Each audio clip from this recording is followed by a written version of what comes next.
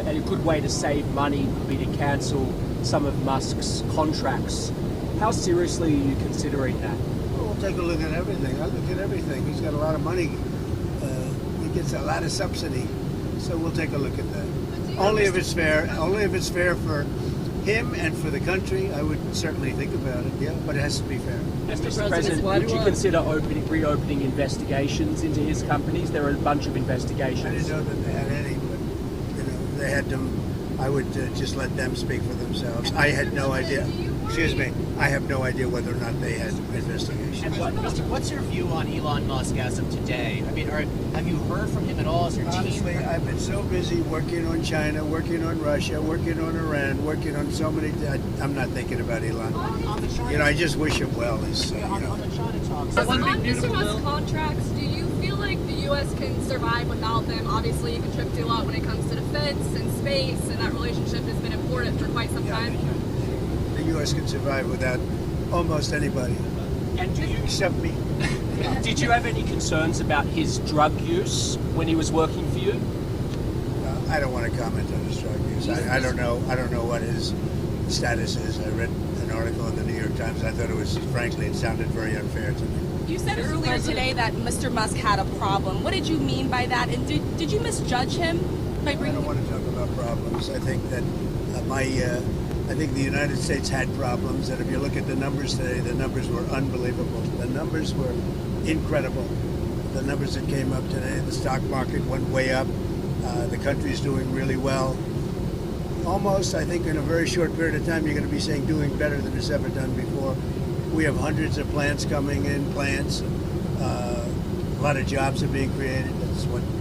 That's what happened this morning. You saw the jobs. And the nice part, they're not government jobs. They're jobs of people coming in and doing other things, including the leisure, hotel and leisures. Good stuff. A lot of good things are happening with our country. We're taking in billions of dollars of tariff money. The money is pouring in. And it hasn't even started yet, really, relatively. We're going to have a very successful country very soon and a very strong bill. Mr. President, you gave Elon Musk, when he left the White House, a key, symbolically, to the White House, to the administration at large. I think that's what would you like him to give that back? No, I don't take things back. No, What about the Tesla? I gave him a key. He tried very hard. But the Tesla, I haven't thought about it. On his work then, as of this point, for the administration, how do you think his Doge did at the end of the day with the savings that? I think it helped us a lot. I think it helped our thinking, and it's not finished at all. We've basically taken it over, and we're doing a job. Many of those people remain with us, and they're going to remain with us. They're very good. It's terrific. We saved, hundreds of billions of dollars. It's terrific, and it's going further. I mean, I'd give you the answer actually at the end of 2 years, because a lot of it is out into the future. But it was a big saving and a good mindset. And what are you going to do about the Tesla? Are you going to keep it, or are you going to? I haven't thought about it. Do you have any plans to contact? I hope he does well with Tesla. Do you have any plans to speak with Mr. Musk? This was one of your closest advisors for no, months. I don't have any plans. Somebody made a mistake. A lot of reporters have been calling me. I didn't call any reporter. A lot of reporters, they ask me the same question. No, I don't. I'm not even thinking about that. There apparently were these efforts. This is what I read, to bring you and Elon back together. So those efforts where are they? No, there are efforts. I mean, I've been asked about it, but I'm not really interested in that. I'm really interested in the country and solving problems, including war problems in very far away lands. A lot of people being killed.